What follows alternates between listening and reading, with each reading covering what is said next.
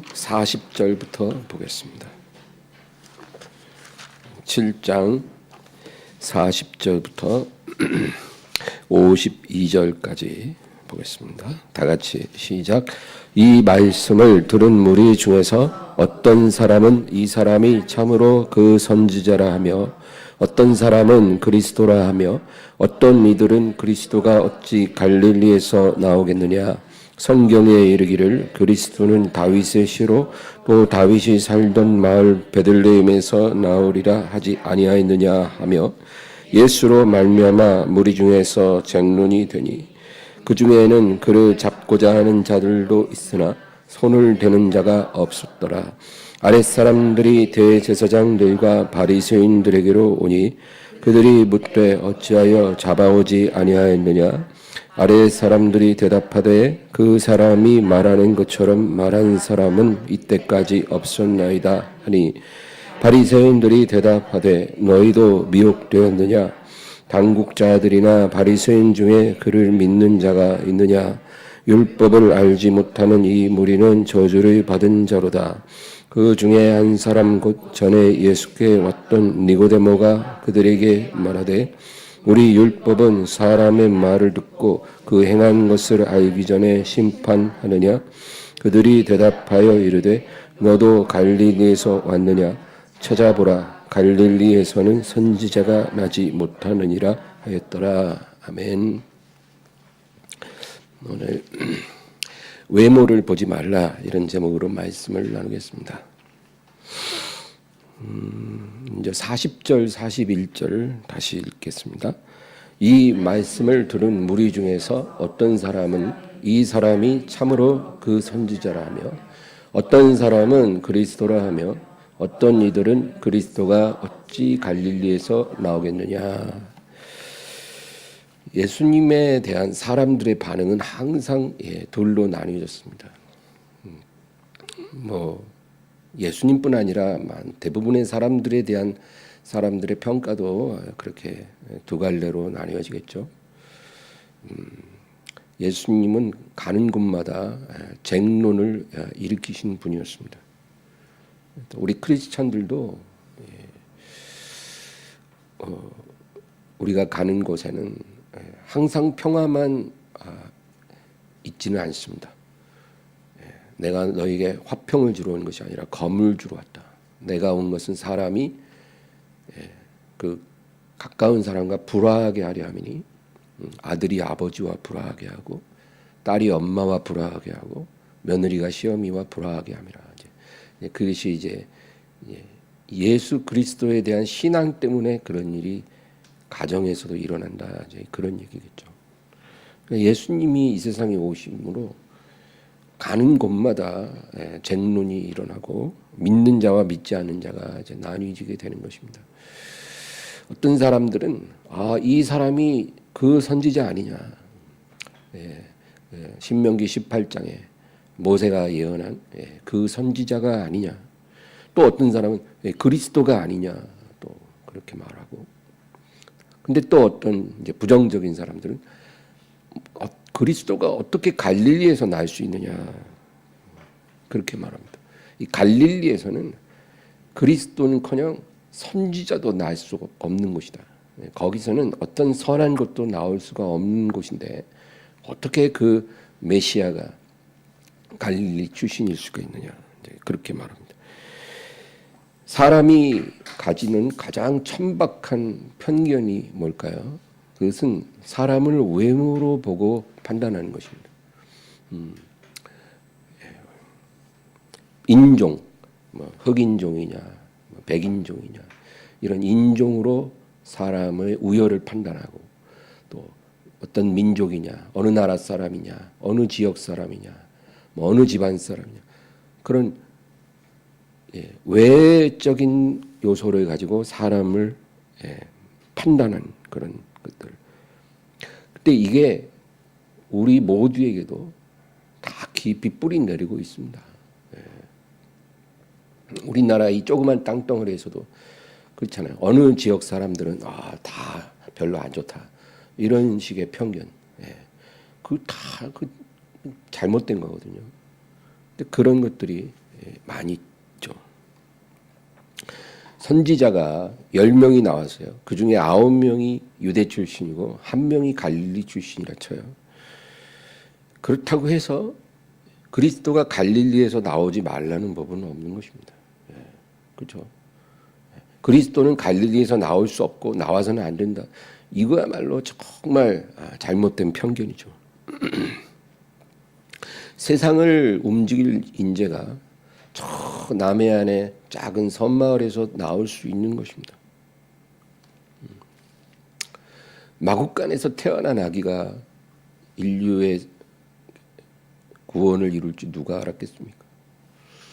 그러니까 우리 생각대로 함부로 편견을 가지고 판단하는 것이 참으로 어리석다 그것입니다. 특히 외모를 보고 사람을 판단하지 않도록 해야 합니다. 42절 43절 읽겠습니다. 성경에 이르기를 그리스도는 다윗의 씨로 또 다윗이 살던 마을 그 베들레헴에서 나오리라 하지 아니하였느냐 하며 예수로 말미암아 무리 중에서 쟁론이 드니. 성경에 미가서 5장 2절입니다. 정확히 말하면 거기에 보면 그리스도가 이제 다윗의 동네 베들레헴에서 나올 거라는 예언이 있어요.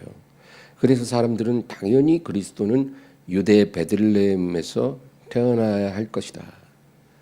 근데 사람들이 예수님의 탄생 비밀을 모르잖아요. 그러니까 예수님이 갈릴리 나사렛에서 나서 자랐다고 생각한 거예요. 그러니까 저 사람은 그리스도일 수 없다. 예수님이 행하는 일들만 보면 그리스도인 것 같다가도 보이지만 예수님의 출신이 갈릴리이기 때문에 배척을 하는 것입니다. 성경에는 이 갈릴리 사람들에게 큰 빛이 비쳤다라고 하는 말씀이 나옵니다. 이사야 9장에 있는 예언이 이제 성취됐다는 거죠. 마태복음 4장 12절에서 16절. 예수께서 요한이 잡혔음을 들으시고 갈릴리로 물러가셨다가 나사렛을 떠나 스불론과 납달리 지경 해변에 있는 가버나움에 가서 사시니 이는 선지자 이사야를 통하여 하신 말씀을 이루려 하심이라. 일렀으되 스불론 땅과 납달리 땅과 요단강 저편 해변길과 이방의 갈릴리여 흑암에 앉은 백성이 큰 빛을 보았고 사망의 땅과 그늘에 앉은 자들에게 빛이 빛이었도다 하였느니라. 세례 요한이 이제 잡혀서 감옥에 가잖아요. 이제 거기서 죽임을 당하죠. 근데 예수님 이제 사역이 시작될 때 요한이 이제 잡힌 것입니다. 근데 요한을 잡아갔다는 것은 예수님도 잡아갈 가능성이 큰 거죠. 그래서 요한이 잡힌 후에 예수님이 이제 박해가 심한 유대를 떠나 이제 갈릴리로 물러가십니다. 그리고 예수님은 그 공생의 기간 내내 갈릴리 지방에서만 사역을 하십니다. 그리고 명절 때만 유대 예루살렘으로 올라가십니다. 왜냐하면 유대 남자들은 1년에 3번 의무적으로 명절 때는 예루살렘 성전에 가서 제사를 드리고 와야 되거든요. 율법을 지키기 위해서 그렇게 하는 것입니다. 그래서 예수님은 명절 때만 유대 예루살렘에 가시고 마지막에 이제 십자가에 죽임 당하기 위해서 예루살렘에 가십니다. 그 외에는 다 갈릴리에만 계셨어요. 하나님의 아들이 이 세상에 오셔서 그 거룩한 도성 예루살렘을 별로 좋아하지 않으셨습니다. 왜냐하면 예루살렘에 가면 죽이려고 해요. 예수님을. 그렇게 박해를 합니다. 생명의 위협을 느낍니다. 그러니까 예수님은 때가 될 때까지는 예루살렘에 잘 안 가셨어요. 그리고 이제 죽을 때가 되시니까 예루살렘에 나귀 새끼 타고 들어가셔서 죽임을 당하신 겁니다. 그러니까 예루살렘은 하나님의 아들을 환영하지 않았습니다. 그래서 예수님이 예루살렘의 딸들아 나를 위해 울지 말고 너희 자녀를 위해 울라. 왜? 조만간 예루살렘은 돌 하나도 돌 위에 남지 않고 완전히 황폐화될 것. 여기 사는 모두 다 죽임을 당하고 그렇게 비참하게 될 것이기 때문에 너희 자녀들의 운명을 위해서 울라. 그렇게 말씀하신 것입니다. 그래서 예수님은요 대부분의 시간을 갈릴리에 보냈는데 그 갈릴리에 계시는 그 예수님에 대한 이사야의 예언이 이루어졌다는 겁니다. 흑암에 앉은 백성이 큰 빛을 보았고 사망의 땅과 그늘에 앉은 자들에게 빛이 비추었다. 그러니까 갈릴리 사람들을 흑암에 앉은 또 사망과 그 그늘에 앉은 자라고 그렇게 말합니다. 그들에게 큰 빛이 비추었다. 이 갈릴리는요, 그 이스라엘 역사에서 늘 멸시받고 소외당하고 그 어떤 선지자도 선한 것도 나올 수 없는 그런 아주 비천한 땅입니다. 그런데 그 비천하고 비루한 땅에 거하는 그 가난한 사람들에게 큰 빛이 비치리라. 이사야 선지자의 예언이 이루어졌다는 것입니다. 예수님이 이 세상에 계실 때 태어나기는 베들레헴에서 나셨지만 어린 시절부터 나사렛에서 자라시고 그리고 나사렛 근처에 가버나움이라는 곳에 또 가서 사시고 예수님의 전 생애가 이 갈릴리 지방에서 이루어진 거죠. 그러니까 얼마나 영광스럽습니까? 이스라엘의 영토는요. 여러분 지도를 보면 알겠지만 이 왼쪽에는 지중해가 있어요. 해변길. 지중해가 있고 오른쪽엔 요단강이 이렇게 남북으로 흘러요. 그래서 지중해와 요단강 사이에 있는 땅이 이스라엘입니다. 그래서 길게 남북으로 뻗어 있는 영토예요. 근데 가장 밑부분이 이제 유대입니다. 유대. 예루살렘 있는 유대. 그런데 이 유대 땅에 사는 유대인들은 찐 유대인입니다. 그러니까 뭐랄까 성골들이에요. 유대인 중에 유대인들. 이스라엘 나라의 엘리트들이 모여 있는 곳입니다. 특히 그 예루살렘은 종교와 정치와 경제와 문화의 중심지입니다. 그러니까 지금 우리 대한민국도 수도권이 중심이잖아요. 북한도 평양이 중심이잖아요. 북한에는 평양에 사는 사람과 평양에 살지 않은 사람으로 나뉜다고 탈북자들이 그러더라고요. 평양에 사는 사람만 그나마 그 뭐랄까 인간의 존엄성이 최소한으로 유지되는 삶을 살고 있대요. 평양 바깥에 있는 사람들은 그냥 가축처럼 이렇게 비참하다고 하더라고요. 그러니까 예수님 당시에 이스라엘도 이 유대 땅에 사는 유대인들만 그나마 온전한 유대인으로 이렇게 여겨지고 그 유대 땅 위에가 사마리아 땅이거든요. 이 사마리아에 사는 사람들은 유대인으로 보지도 않아요. 왜냐하면 이 사마리아는 700년 전에 아수르가 북이스라엘을 패망시킬 때 그때 아수르의 사네립 왕이 북이스라엘을 다 패망시키고 거기 살던 유대인들을 다 죽이고 포로로 끌어갔어요. 그리고 그 초토화된 땅에 외국인들을 이주시켜서 살게 했어요. 그러니까 외국인들이 들어와서 그 사마리아 땅에서 수백 년을 살면서 이제 거기서 살아남은 이제 토백이들하고 이제 통혼을 합니다. 그러니까 사마리아에 있는 유대인들은 다 죽거나 사라지고 남은 사람들은 외국인과 통혼을 해서 혼혈이 됐어요. 그러니까 이제 피가 섞인 잡것들입니다. 잡종들. 그래서 유대 땅에 있는 유대인들이 사마리아 사람들을 유대인으로 보지도 않아요. 이방인으로 보고 아예 상종도 안 합니다.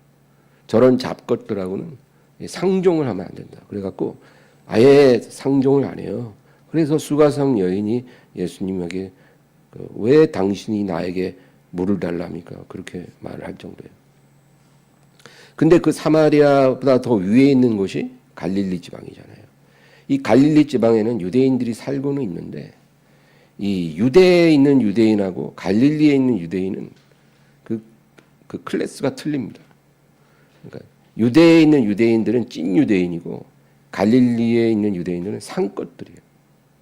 그래서 유대인이지만 아주 비천한 것들이에요. 그들이 볼 때. 왜냐하면 이 갈릴리 지방은 그 사통팔달의 요지거든요. 그래서 저 유럽 로마에서 오는 사람들, 또 저기 투르크 지역에서 오는 사람들, 이렇게 다양한 인종들이 거기 지나가는 그 요충지예요. 그래서 그 사람들에게 장사를 해서 먹고 삽니다. 외국인들에게 장사해서 먹고 살고, 또 로마의 군대가 이제 가이사랴에 주둔을 했잖아요.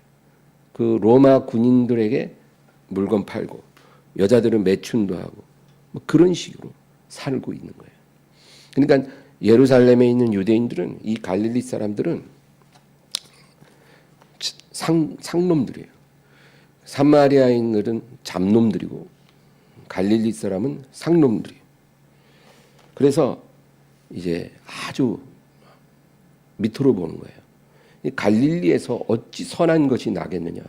나다나엘이 빌립에게 그렇게 말할 정도로 유대인들에게는 일반적인 통념이에요. 갈릴리에서는 뭔가 거룩하고 좋은 것이 나올 수가 없다.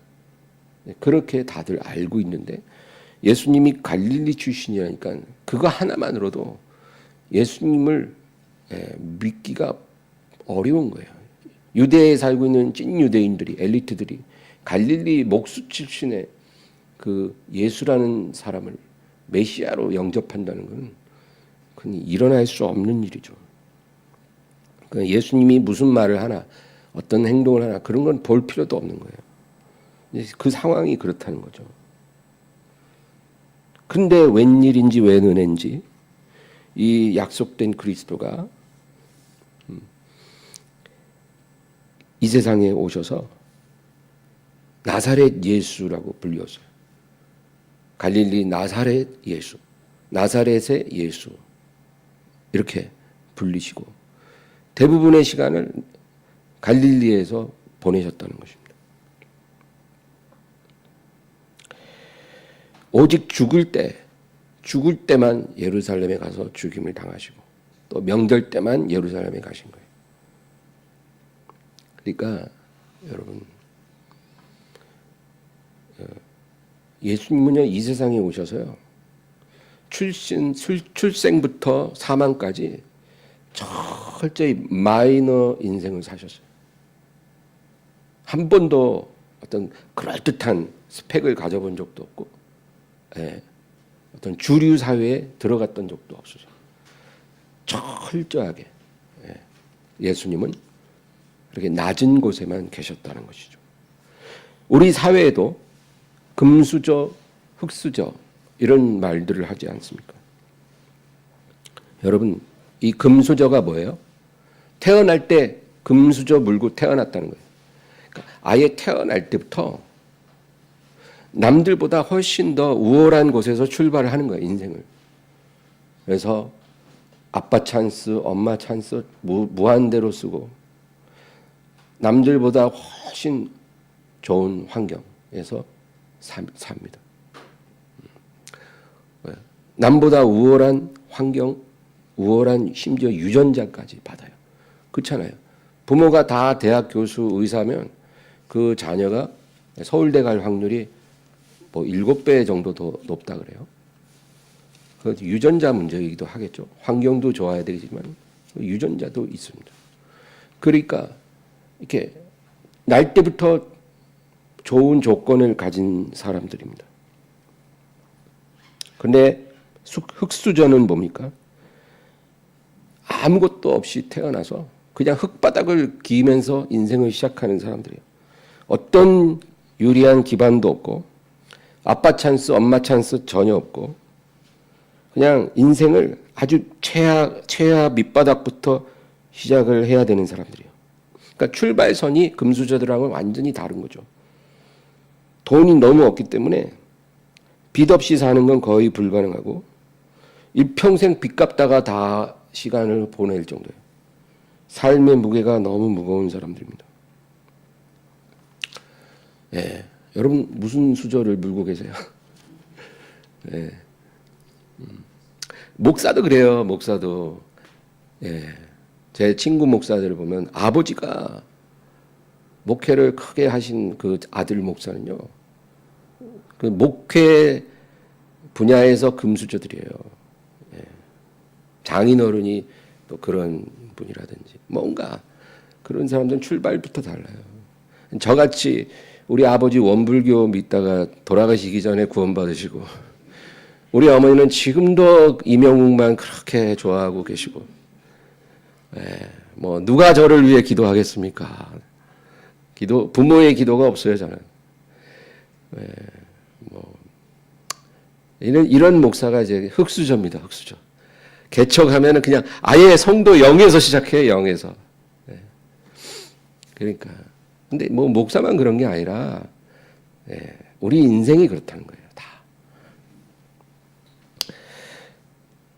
이런 흑수저 인생이 영적으로는 갈릴리 사람입니다.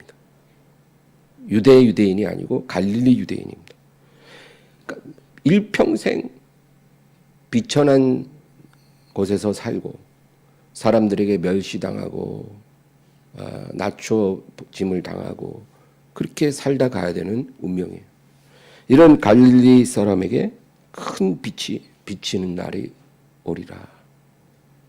여러분, 만약에 우리도 영적인 갈릴리 사람이라면 하나님이 이런 은혜를 반드시 주실 것입니다.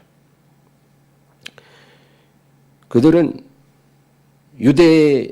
엘리트 유대인들이 보지 못한 것을 보게 될 것이고 듣지 못한 걸 듣게 될 것이고 알지 못한 것을 알게 될 것이고 갖지 못한 것을 갖게 될 것입니다. 송명희 시인의 시처럼 남이 갖지 않은 것을 갖게 해주시는 것입니다. 이런 큰 빛에 우리에게 하나님이 약속해 주신 것입니다. 누가복음 10장 23, 24절. 제자들을 돌아보시며 조용히 이르시되 너희가 보는 것을 보는 눈은 복이 있도다. 내가 너희에게 말하노니 많은 선지자와 임금이 너희가 보는 바를 보고자 하였으되 보지 못하였으며 너희가 듣는 바를 듣고자 하였으되 듣지 못하였느니라. 예수님도 흑수저지만 제자들도 다 갈릴리 촌놈들, 무지랭이들이잖아요. 완전히 흑수저들이에요, 다. 근데 제자들을 돌아보시며 조용히 말씀하시기를 너희 보는 것을 보는 눈이 복이 있다. 너희가 듣는 것을 듣는 귀가 복이 있다. 그 예루살렘의 그 엘리트들이 보려고 해도 보지 못하고 들으려 해도 듣지 못한 것들을 너희는 보고 듣는다는 것입니다. 여러분, 하나님은 공평하신 하나님이십니다. 하나님이 이 세상 것을 적게 주실 때는 우리가 미워서가 아닙니다. 영원한 것을 많이 주고 싶으신 거예요. 믿으시기 바랍니다. 이 세상 것을 너무 많이 주실 때 두려워하세요. 두려워해야 될 겁니다. 왜냐하면 하나님은 공평하신 하나님이기 때문입니다. 예수님을 따르던 이 갈릴리 출신의 제자들은 이제 예수님을 따름으로 이제 조만간 사회가 완전히 뒤집어져서 이 자기들도 이제 기득권에 진입할 것을 기대했어요. 그래서 이제 세상이 바뀌고 예수님이 왕위에 오르면 이제 자기들도 출세해서 이제 자기 자식들이나 손주들은 흑수저가 아니라 금수저를 물고 태어나는 그런 운명이 될 것으로 이제 기대하고 예수님을 따르고 있는 겁니다. 마태복음 19장 27에서 30. 이에 베드로가 대답하여 이르되 보소서 우리가 모든 것을 버리고 주를 따랐사온데 그런즉 우리가 무엇을 얻으리까? 예수께서 이르시되 내가 진실로 너희에게 이르노니 세상이 새롭게 되어 인자가 자기 영광의 보좌에 앉을 때에 나를 따르는 너희도 12보좌에 앉아 이스라엘 12지파를 심판하리라. 또 내 이름을 위하여 집이나 형제나 자매나 부모나 자식이나 전토를 벌인 자마다 여러 배를 받고 또 영생을 상속하리라. 그러나 먼저 된 자로서 나중되고 나중된 자로서 먼저 될 자가 많으니라. 예수님은 모든 것을 버리고 주님을 따르는 제자들에게 분명히 약속해 주셨어요. 뭐냐? 세상이 새롭게 될 때 나를 따르는 너희도 반드시 그에 합당한 영광이 있을 것이다. 그런데 그 말씀만 딱 하면 제자들이 오해하기가 딱 좋잖아요. 아, 그러면 그때가 한 3년 뒤, 5년 뒤 언제일까? 근데 예수님 뭐라 그러냐면 너희가 나를 따름으로 영광을 얻겠지만 얻기 전에 너희는 버려야 한다는 거예요. 전토, 집, 너희 부모, 형제, 자식 이런 것들을 너희는 먼저 버려야 할 것이다. 너희가 그것들을 버리고 나를 따르면 그것에 대하여 10배로 보상을 받고 영생을 얻게 되리라. 예수님이 이렇게 말씀하실 때 다 실망합니다. 그래서 12제자 외에 다른 제자들은 집으로 돌아가요. 그러니까 예수님을 따라서 버리는 거 없이 얻기만 한다면 막 기분이 업되는데 얻기 전에 다 버려야 된다 그러면 그렇게는 못한다. 자신이 없는 거예요. 버리고 얻는다는 거는 그 달갑지 않은 거예요. 버리기도 싫고 버린 후에 다시 얻게 된다는 믿음도 부족하죠. 그래서 많은 제자들이 떠나가는 것입니다. 그런데 먼저 된 자로서 나중되고 나중된 자로서 먼저 될 자가 많으리라. 이제 세상이 바뀔 때 먼저 된 자들은 뒤로 물러나는 경우가 많을 거예요. 예를 들면 금수저들, 먼저 앞에서 출발한 사람들은 마지막 날에는 뒤로 밀려날 것이죠. 그리고 뒤에서 출발한 흙수저들, 아무것도 없던 사람들, 그들이 앞에 서게 될 것이다. 마지막 날에 세상이 바뀔 때 이런 일들이 많을 것이다. 이것이 하나님이 공평한 하나님이라는 거죠. 그러므로 여러분, 지금 내 인생이 정말 아무데나 나서 자라는 그런 들꽃 같고 잡초 같은 인생일지라도 여러분 낙심하지 마십시오. 큰 빛을 하나님이 비춰주셔서 나중된 자가 먼저 되는 날이 오게 될 것입니다. 우리를 그렇게 해주실 분은 예수님이에요. 그러니까 예수님을 배신하지 마세요. 예수님을 슬프게 하지 말아요. 예수님만 바라보는 게 그렇게 어렵습니까? 많은 학식이 필요한 게 아닙니다. 무슨 자격증을 따고 예수님을 따를 필요도 없어요. 다른 어떤 조건이 있는 게 아니라 예수님을 사랑하고 그분을 따르면 되는 거예요. 그분 가는 길로 믿음으로 따라가면 되는 거예요. 그런 사람에게 주님은 반드시 나중된 자가 먼저 되는 약속을 주신 것입니다. 44절에서 46절 본문, 그 중에는 그를 잡고자 하는 자들도 있으나 손을 대는 자가 없었더라. 아랫사람들이 대제사장들과 바리새인들에게로 오니 그들이 묻되 어찌하여 잡아오지 아니하였느냐. 아랫사람들이 대답하되 그 사람이 말하는 것처럼 말한 사람은 이때까지 없었나이다 하니. 이제 예수님이 이제 예루살렘에 잠깐 계실 때 이야기죠. 대제사장들과 바리새인들이 이제 부하들을 보내서 예수님을 잡아오라고 한 거예요. 저 사람이 성전에서 많은 사람을 미혹하게 놔두지 말고 잡아라. 근데 그 아랫사람들이 그냥 온 거예요. 그래서 어찌하여 잡아오지 않았느냐 하니까 그 사람이 말한 것처럼 말한 사람이 이때까지 없었습니다. 이 아랫사람들이요. 그 말하는 게 뭐냐면 우리가 왜 이 사람을 체포해야 되는지, 또 이 사람이 왜 우리에게 연행되어야 하는지 우리도 모르겠습니다. 그 사람의 말과 행동은 옳지 않은 것이 없어 보입니다. 체포하려면 어떤 혐의가 있어야 되는데 체포할 혐의가 전혀 없는 사람을 어떻게 우리가 체포해 옵니까? 특별히 그가 하는 말은 우리가 그를 잡을 수 없도록 만들었다는 겁니다. 그러니까 이제 체포하려고 이제 왔어요. 근데 예수님이 군중들에게 이제 설교하고 계시잖아요. 그러니까 이제 뭔가 혐의가 있어야 되잖아요. 체포하러 오긴 왔는데 혐의가 없이 온 거예요. 그것 자체가 문제가 있는 거죠. 근데 혐의가 없으니까 혐의를 만들어야 되잖아요. 그래서 저 작자가 뭐라고 하는가 들어보자. 들어보고 뭔가 꼬투리를 잡아서 그거 가지고 체포해 가자. 이제 이러고 들었을 거 아니에요. 근데 들어보니 뭐 그 사람이 하는 말을 우리가 들어보니 그 사람을 전혀 잡을 수가 없는 말을 합디다. 그렇게 말하는 사람은 우리가 이제까지 본 적이 없습니다. 못 잡아왔습니다. 마가복음 1장 22절. 무사람이 그의 교훈에 놀라니 이는 그가 가르치시는 것이 권위 있는 자와 같고 서기관들과 같지 아니함이로라. 저는 천국에 빨리 갔으면 좋겠어요. 예수님의 설교를 듣고 싶어요. 이 세상 어떤 목사의 설교보다 100만 배 권위 있는 설교 아닙니까?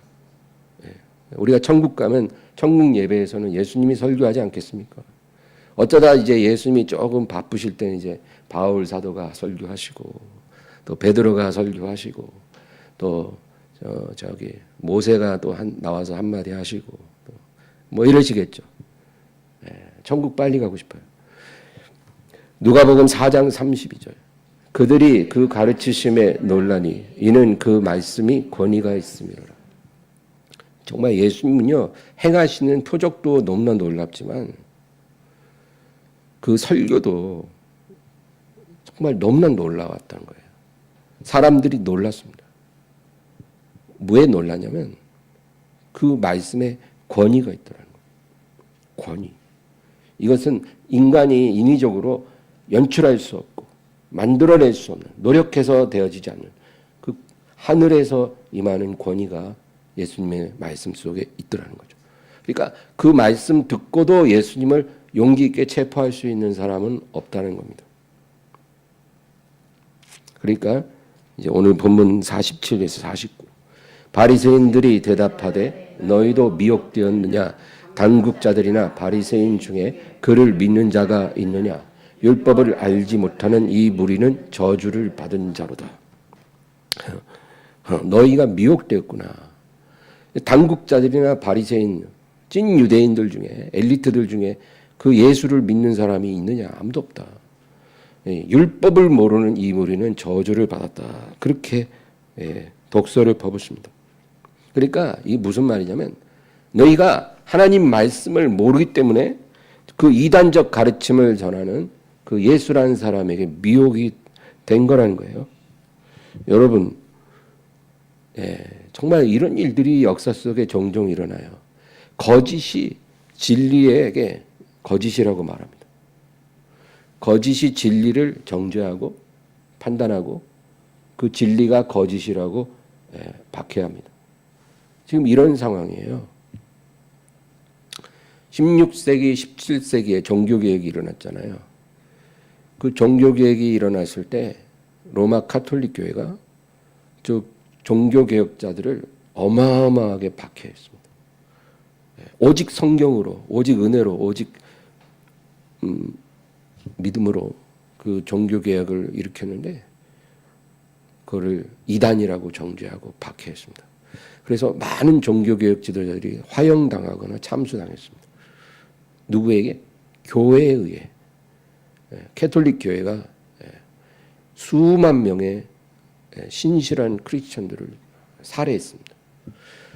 그리고 18세기, 19세기에는 영국에서 이제 영국 교회를 이제 국교회라고 합니다. 영국 국교회.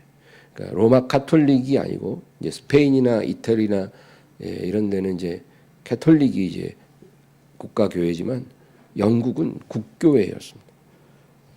근데 그 국교회가 타락했어요. 타락하니까 청교도라고 하는 청교도 신도들이 이제 일어났어요. 종교 개혁의 그 정신을 계승한 청교도들입니다. 그래서 정말 철저히 순전한 성경적 신앙으로 돌아가야 한다.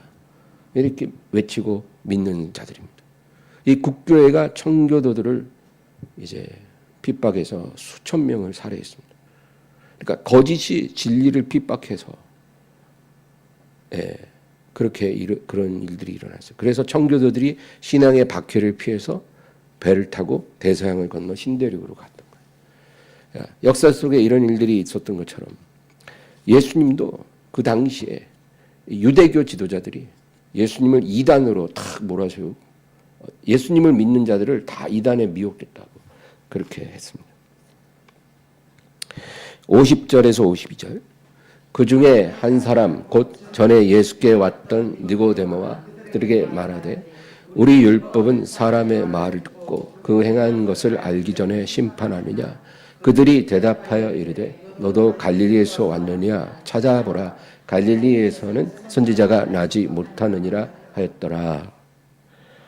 이제 그 예루살렘에 종교 지도자들의 이제 모임이 있잖아요. 대제사장들과 함께 있는 자들. 그 중에 니고데모가 있었어요. 밤에 찾아왔던. 왜냐하면 니고데모는 70인 사내들인 회원입니다. 그러니까 오늘날로 얘기하면 국회의원이에요. 국회의원이기 때문에 그 자리에 있었죠.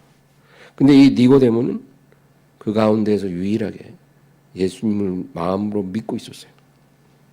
그러니까 이 니고데모가 일어나서 너희는 그 어떤 사람을 판단할 때 그 사람이 행한 것과 그 사람이 한 말을 들어보지도 않고 파악하지도 않고 함부로 심판하느냐. 그렇게 말한 거예요. 너희는 어떻게 예수란 사람이 누군지도 모르면서 그가 무슨 말을 했는지 어떤 행동을 했는지도 알아보지도 않고서 그 사람을 그렇게 체포해서 죽이려고 하느냐. 율법에 그런 법이 어디 있느냐. 그러니까 그들이 니고데모에게 말합니다. 너도 갈릴리에서 왔느냐. 찾아보라. 갈릴리에서는 선지자가 나지 못하느니라. 선지자가 날 수 없고 갈릴리에서는 선지자가 나서도 안 된다는 거예요.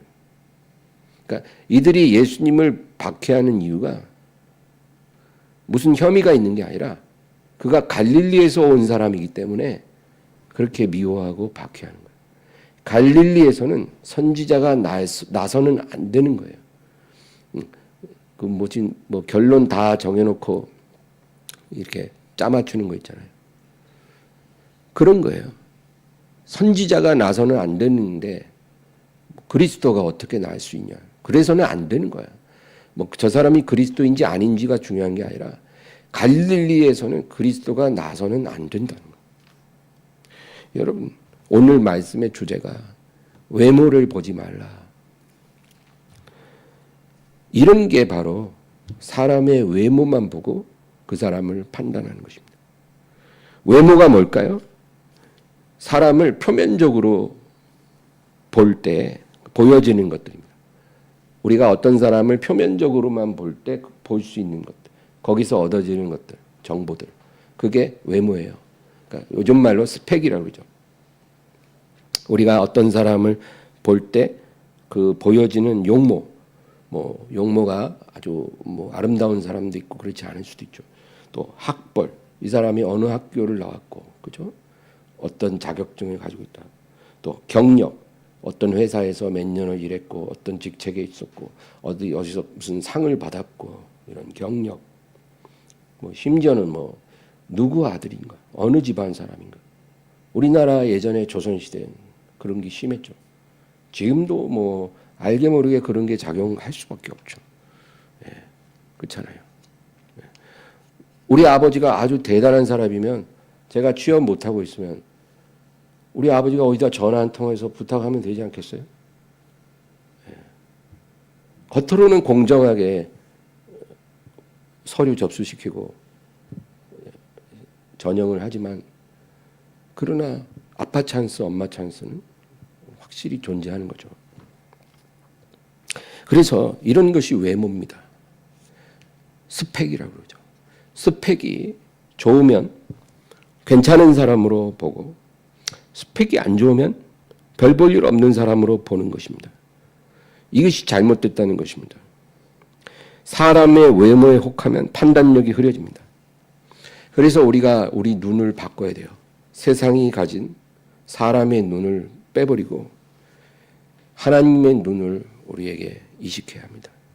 하나님은 외모를 보지 않으시거든요. 우리도 하나님의 눈을 갖도록 기도해야 합니다. 우리가 외모에 혹하면 잘못된 배우자를 선택하게 됩니다. 잘못된 회사를 선택하고 잘못된 사업에 뛰어들고 잘못된 주식이나 부동산에 투자를 합니다. 왜 그렇게 합니까? 전망이 좋아 보이거든요. 그릇해 보이거든요. 먹음직스럽고 보암직하고 지혜롭게 할 만큼 탐스럽고 그 외모에 혹해서 이거 따먹는 거 아닙니까? 외모가 보잘것 없으면 누가 그거를 따먹겠어요? 외모에 혹해서 우리가 잘못된 것을 삼키버린 것입니다. 교회는 사람의 외모를 가지고 판단하거나 차별해서는 안 됩니다. 세상에서는 세상에 보는 눈이 있죠. 세상에 보는 눈은 외모를 보는 것입니다. 일단 외모가 돼야 돼요. 외모가 돼야 그 다음에 다른 것도 볼 수 있는 거지.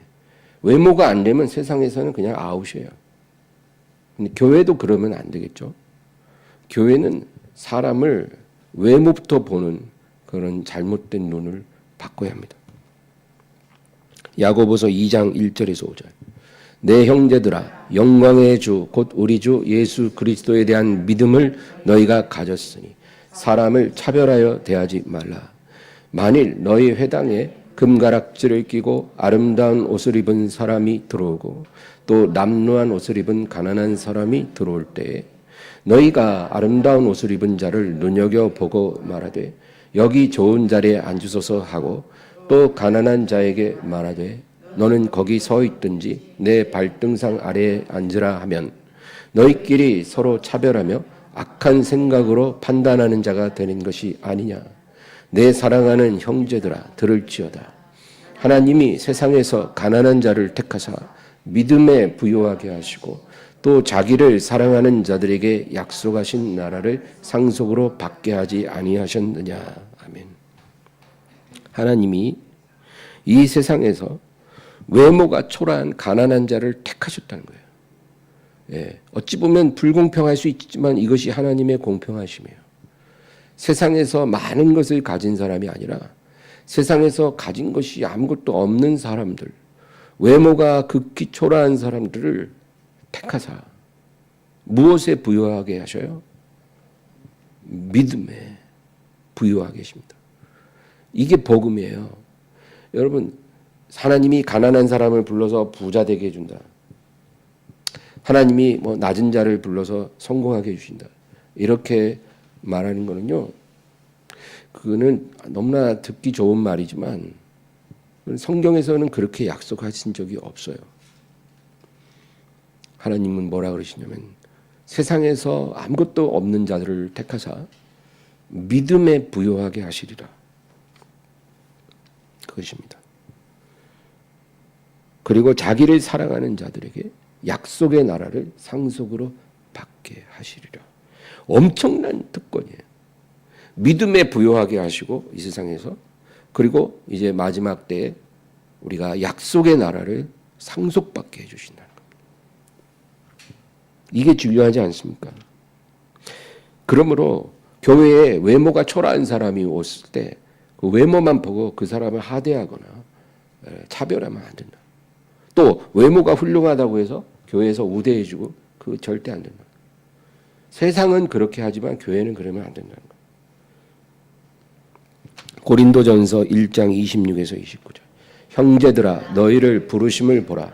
육체를 따라 지혜로운 자가 많지 아니하며 능한 자가 많지 아니하며 문벌 좋은 자가 많지 아니하도다. 그러나 하나님께서 세상에 미련한 것들을 택하사 지혜 있는 자들을 부끄럽게 하려 하시고 세상에 약한 것들을 택하사 강한 것들을 부끄럽게 하려 하시며 하나님께서 세상에 천한 것들과 멸시받는 것들과 없는 것들을 택하사 있는 것들을 폐하려 하시나니 이는 아무 육체도 하나님 앞에서 자랑하지 못하게 하려 하심이라. 세상에서 많은 것을 가진 외모가 화려한 사람이 교회에 왔어요. 근데 그들이 교회에 왔을 때 교회에 와서 그들이 가진 것을 자랑하지 못하게 하신다는 것입니다. 교회에서는 그런 거를 자랑할 수가 없다는 거예요. 왜? 교회에서 가장 부유한 자는 외모가 화려한 자가 아니고 믿음에 부유한 자가 가장 부자예요. 교회에서는 부자의 기준이 그거예요. 재력이 많고 세상에서 흠모하는 어떤 포지션을 가진 그런 사람, 유명한 사람이 아니고요. 믿음에 부유한 자가 교회에서 가장 부자예요. 그래서 이러한 외모를 자랑할 수 없다는 겁니다. 교회에서 가장 지혜로운 자는 서울대 나온 사람이 아니라 하나님 말씀을 믿고 말씀대로 순종하는 사람. 그 사람이 교회에서 가장 지혜로운 사람이에요. 예. 그게 교회가 사람을 보는 기준입니다. 교회는 달라야 돼요. 하나님의 눈으로 보고 하나님의 기준으로 우리 기준을 삼아야 돼요.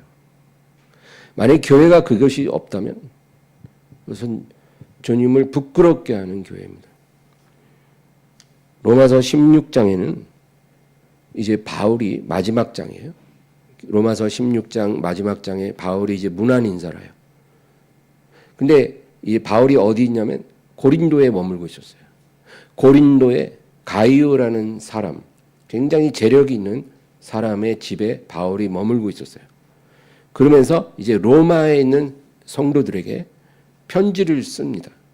그게 로마서예요. 고린도에 있는 바울이 로마에 있는 교회 성도들에게 편지를 보냅니다. 이제 마지막 장에 문안 인사를 합니다. 이제 고린도 교회에 있는 여러 사람이 너희에게 문안한다는 거예요. 근데 그 바울의 문안 인사를 보고 깜짝 놀랐어요. 로마서 16장 21, 22절. 나의 동역자 디모데와 나의 친척 누기오와 야손과 소시바더가 너희에게 문안하느니라. 이 편지를 기록하는 나 더디오도 주 안에서 너희에게 문안하노라.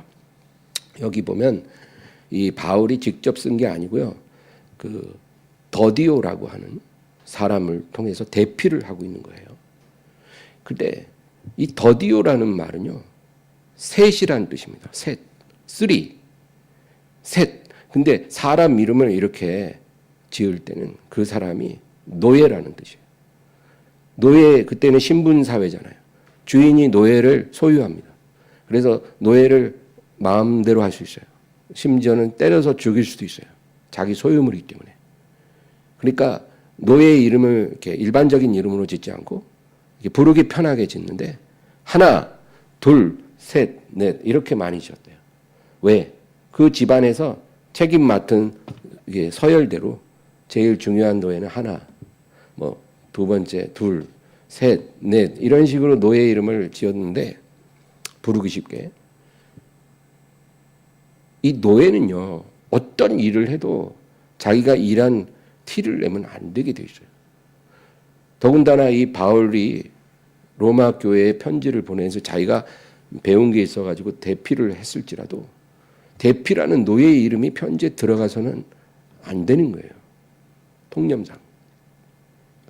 근데 지금 이렇게 이 편지를 기록하는 나 더디오도 주 안에서 너에게 문안하라. 이렇게 담대하게 노예가 쓸 수 있었던 거는 바울이 그렇게 쓰라고 불러줬기 때문에.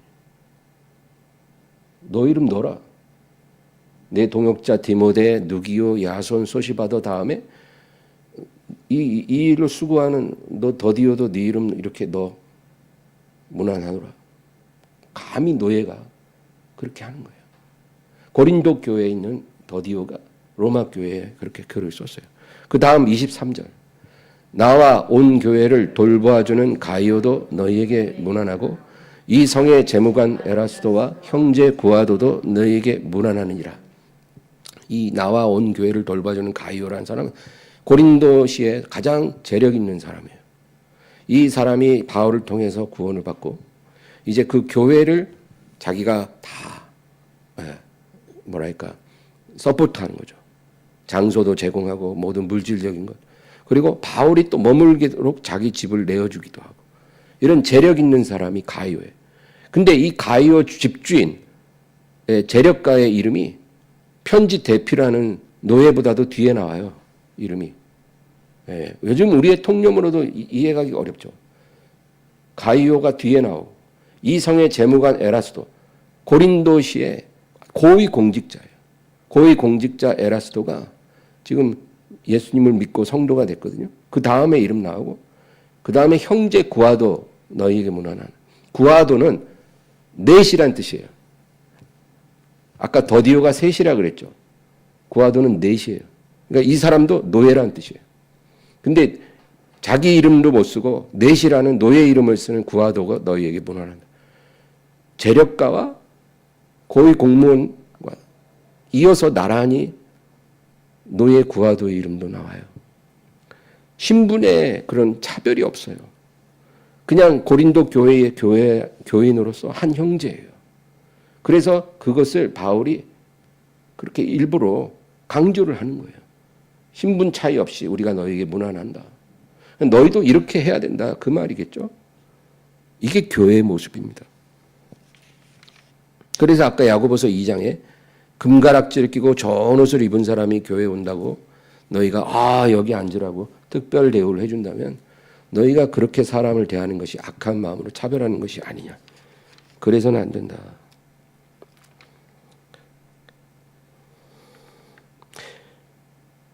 교회는 큰 자와 작은 자의 기준이 세상과는 완전히 달라야 합니다. 교회의 가장 부자는 믿음에 부유한 자입니다. 교회에서 가장 지혜로운 자는 하나님 말씀을 듣고 순종하는 자가 가장 똑똑한 사람입니다. 하나님 앞에서 가장 기뻐하심을 받는 자가 교회에서 가장 큰 자입니다. 그러나 교회에도 합당한 차별은 존재합니다. 이 이야기만 하고 마치려고 합니다. 우리가 교회에는 신분 차별도 없고 어떤 외모로 사람을 봐서는 안 되죠. 당연히. 그러나 교회에 있는 자 중에 자기 죄를 회개하지 않는 자들에 대하여 매우 엄격하게 처리해야 한다고 경고하고 있습니다. 교회에도 차별을 두어야 되는 경우가 있는데 죄를 짓고 회개하지 않는 사람은 차별하라는 것입니다. 마태복음 18장 15절에서 17절. 내 형제가 죄를 범하거든 가서 너와 그 사람과만 상대하여 권고하라. 만일 들으면 내가 내 형제를 얻은 것이요. 만일 듣지 않거든 한두 사람을 데리고 가서 두세 증인의 입으로 말마다 확증하게 하라. 만일 그들의 말도 듣지 않거든 교회에 말하고 교회의 말도 듣지 않거든 이방인과 세리와 같이 여기라. 이 누구의 말씀입니까? 예수님의 말씀이에요. 예수님이 직접 주신 지침이세요. 교회 안에 어떤 사람이 고의로 죄를 범합니다. 어떤 실수로 죄를 짓는 거는 그냥 회개하고 이렇게 용서받고 그러면 되는 문제니까 별 문제가 아니에요. 우리가 다 실수하지 않습니까? 그게 아니라 이제 죄인 줄 알면서 고의로 어떤 죄를 범하는 형제가 있다 쳐요. 그러면 그 사람과 가장 가깝고 그 죄를 목격한 사람이 1대1로 권면하라는 거예요. 그러지 말라고. 근데 듣지 않으면 두세 사람이 가서 권면하라는 거예요. 그래도 듣지 않으면 목사님에게 말하는 거예요. 교회에 말하는 건 교회의 영적인 어떤 책임자에게 말하라. 그거죠. 목사님에게 말을 해서 목사님이 권면을 하라는 거예요. 그러지 말라고. 만약에 이렇게 3번 권면을 다 받지 않으면 어떻게 하라고요? 이방인과 세리처럼 여기라는 겁니다. 그러니까 너희 안에 형제로 보지 말라는 겁니다. 그 사람을. 그 당시 유대 사회에서는 이방인이나 세리를 상종도 안 했거든요. 그러니까 그 당시에 그런 문화를 예수님이 빗대서 너희 유대인들이 이방인과 세리를 멀리하고 상종하지 않는 것처럼 교회 안에서 3번이나 권면을 받지 않는 사람이 있으면 그렇게 대하라는 것입니다. 형제의 외모를 보고 차별하면 절대로 안 되지만 이런 사람에 대해서는 분명히 차별을 해야 된다는 것입니다. 고린도전서 5장 1절 2절. 너희 중에 심지어 음행이 있다는 말을 들으니 그런 음행은 이방인 중에서도 없는 것이라. 누가 그 아버지의 아내를 취하였다 하는도다. 그리하고도 너희가 오히려 교만하여져서 어찌하여 통한이 여기지 아니하고 그 일 행한 자를 너희 중에서 쫓아내지 아니하였느냐.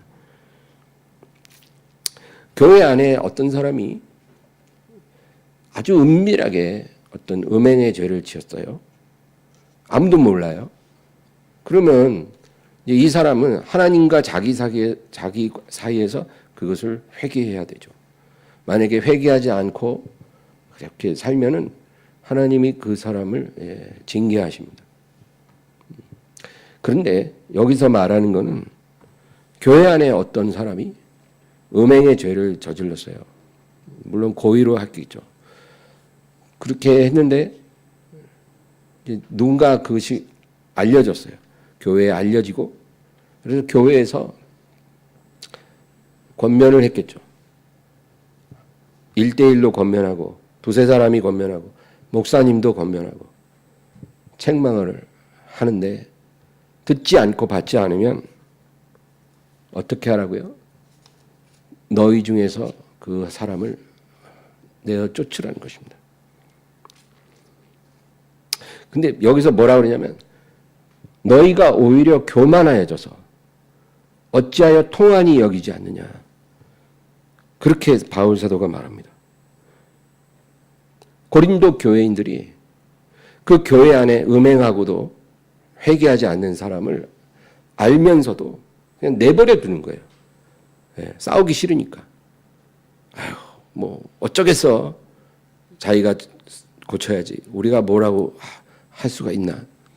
그리고 그냥 내버려 둔 거예요. 근데 바울이 뭐라 그래요? 너희가 교만하여져서 통한이 여기지 않는다는 것입니다.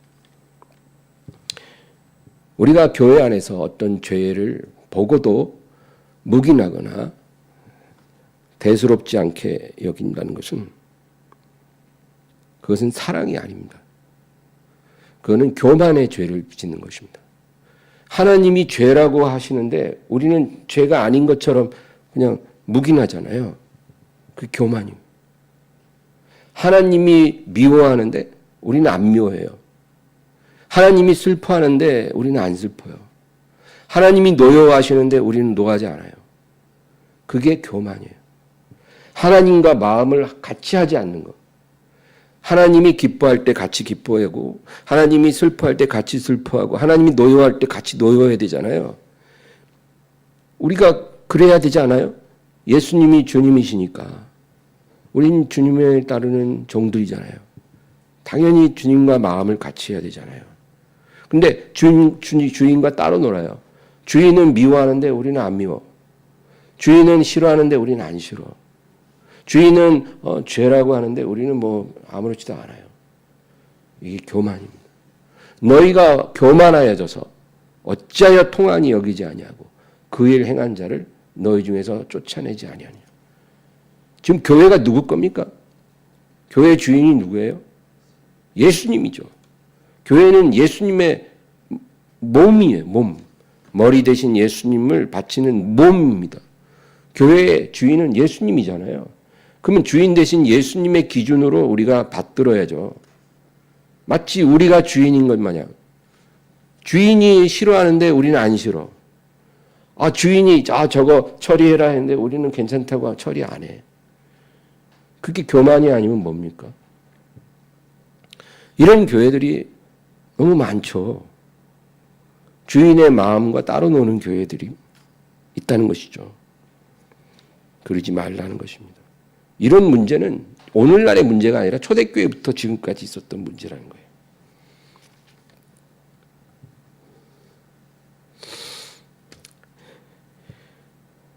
형제가 잘못 실수하면 때로는 우리가 모른 척 덮어줄 수도 있고요. 또 사랑으로 조언해 줄 수도 있죠. 그러나 오늘 말하는 것은 그런 게 아니라 죄인 줄 알고도 고의로 죄를 계속 범할 때 형제가 그걸 모른 척하는 건 절대 사랑일 수 없습니다. 아주 진지하게 책망을 해야 되고요. 그래도 듣지 않을 때는 그 사람과 관계를 끊고 또 그 사람을 출교시켜야 합니다.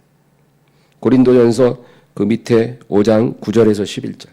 내가 너희에게 쓴 편지에 음행하는 자들을 사귀지 말라 하였거니와 이 말은 이 세상에 음행하는 자들이나 탐하는 자들이나 속여 빼앗는 자들이나 우상 숭배하는 자들을 도무지 사귀지 말라 하는 것이 아니니 만일 그리하려면 너희가 세상 밖으로 나가야 할 것이라. 이제 내가 너희에게 쓴 것은 만일 어떤 형제라 일컫는 자가 음행하거나 탐욕을 부리거나 우상 숭배를 하거나 모욕하거나 술 취하거나 속여 빼앗거든 사귀지도 말고 그런 자와는 함께 먹지도 말라 함이라. 교회 밖에 세상 사람들이 잘못된 삶을 사는 거를 우리가 뭐라고 하자는 게 아니라는 거죠. 그건 우리 영역이 아니에요. 그들은 마지막 날에 하나님이 심판하실 거니까 우리가 어쩔 수 없죠. 우리가 그들에 대해서 이야기하는 게 아니라 교회 안에 이런 일들이 일어날 때 어떤 누구의 권면도 듣지 않고 책망도 받지 않는 사람이 있다면 너희는 그와 사귀지도 말고 함께 먹지도 말라. 그렇게 말합니다. 교회 안에 그런 사람이 있으면 사귀지도 말고 함께 먹지도 말라는 거예요. 그러니까 여러분 교회 와서 어떤 죄인도 교회에 와서 올 수 있죠. 그러나 자기가 하나님께 짓는 죄들을 회개하지 않는다면 그건 큰 문제라는 거예요. 회개를 100번을 해도 고쳐지지 않는 건 괜찮아요. 중독이 그렇게 끊어지기가 어렵잖아요. 그러니까 회개를 해도 또 노력해도 안 되고 해서 가슴 아프고 슬퍼하는 거는 우리가 끝까지 품어줄 수 있는데 그게 아니라 나는 잘못 없다. 내가 왜 잘못이냐. 나 동성애, 나 자랑스럽다. 하나님이 나를 사랑하시는데 내가 뭐가 문제냐. 이렇게 누군가 한다든지. 이런 사람은 그냥 교회에 놔두면 안 되고 내쫓으라는 거예요. 누룩이 퍼지기 전에 쫓으라. 함께 먹지도 말고 사귀지도 말라. 성적인 죄뿐 아니라 탐욕을 부리고 우상 숭배하고 모욕하고 술 취하고 속여 빼앗고 그렇죠? 성도 간에 돈 빌려서 안 갚는 사람 있잖아요. 이런 사람 목사가 막 책망하는데도 말도 안 들어. 이런 사람들 놔두지 말고 내쫓으라는 겁니다. 12, 13절 밖에 있는 사람들을 판단하는 것이야 내게 무슨 상관이 있으리오마는 교회 안에 있는 사람들이야 너희가 판단하지 아니하랴. 밖에 있는 사람들은 하나님이 심판하려니와 이 악한 사람은 너희 중에서 내쫓으라. 교회 밖에 있는 사람들이 아니라 교회 안에 이런 사람은 어떻게 하라고요? 너희 중에서 내쫓으라. 판단하고 내쫓으라는 거예요. 이 판단은 정죄가 아니라 분별입니다. 교회 안에 회개하지 않는 죄인은 판단해야 되고 그리고 내쫓아야 된다는 거죠. 기도하겠습니다. 하나님 아버지, 우리는 외모로 사람을 판단하지 않기를 원합니다. 주님, 하나님의 눈으로 우리도 보게 하여 주시옵소서. 주여, 그리고 하나님이 우리에게 영분별을 주사 아버지, 교회 안에 하나님이 미워하는 것을 우리도 미워할 수 있게 해주시고 하나님이 싫어하는 것을 우리도 싫어할 수 있게 해주시옵소서. 하나님이 기뻐하는 사람과 함께 기뻐하되 하나님이 싫어하는 사람은 우리도 가까이하지 않는 그런 단호함과 분별력을 주사 주님이 주인 되신 이 교회가 더럽혀지지 않도록 도와주시고 아버지 우리 엠마오 교회뿐 아니라 모든 교회에 이런 은혜를 동일하게 주사 죄를 죄가 아닌 것처럼 묵인하고 용인하고 대수롭지 않게 여기고 머리 대신 주님을 욕되게 하는 그런 교회들이 없도록 주여 은혜를 베풀어 주시옵소서. 교회 안에 있는 죄의 누룩을 제하시고 거룩한 교회가 되게 하여 주시옵소서. 예수님의 이름으로 기도합니다. 아멘.